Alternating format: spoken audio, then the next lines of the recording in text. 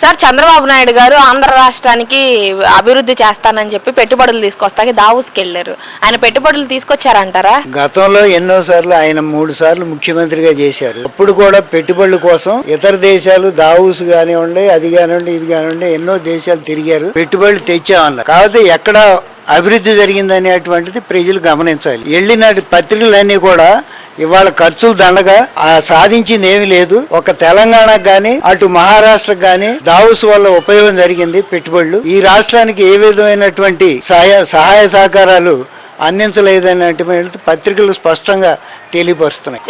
చంద్రబాబు నాయుడు గారు జగన్మోహన్ రెడ్డి గారు రాష్ట్రాన్ని సర్వనాశనం చేశాడు, అప్పులు పాలు చేశాడు అంటున్నారు. అది నిజమే అంటారా? లేదు, అదంతా అబద్ధం అండి. ఇప్పుడు 6 నెలల్లోనే ఈయన 1,00,000 కోట్ల పైన అప్పులు చేసినటువంటి ఇది లెక్కలు గణనీయంగా కనపడుతున్నాయి. మరి ఆయన ఆ విధంగా ఏం చేయలేదు. అవసరమైన ప్రజలకు అవసరమైనటువంటి సంక్షేమ పథకాలకే కానీ ఆయన చేసినటువంటి అప్పులు చాలా తక్కువ.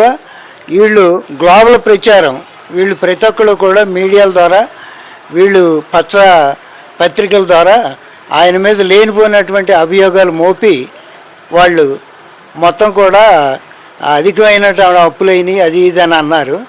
ఆ రోజు శ్రీలంక మాదిరిగా ఈ రాష్ట్రం ఏర్పడుతుంది అన్నారు. మరి ఈరోజు చేసే అప్పులకి అంతకంటే ఎక్కువ అవ్వాలి కదా, శ్రీలంకను దాటిపోవాలి కదా ఈ రోజున. రానున్న రోజుల్లో మరి జగన్మోహన్ రెడ్డి గారికి మీరు మద్దతు ఇస్తారా? తప్పకుండా అమ్మా.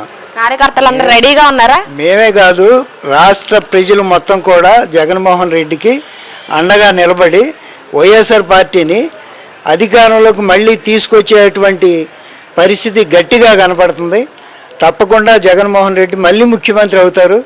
పేద ప్రజలకు అందరికి కూడా మళ్ళీ సంక్షేమ పథకాలు అన్నీ కూడా వచ్చేటట్టుగా ఆయన ఏర్పాట్లు చేయడం జరుగుద్ది.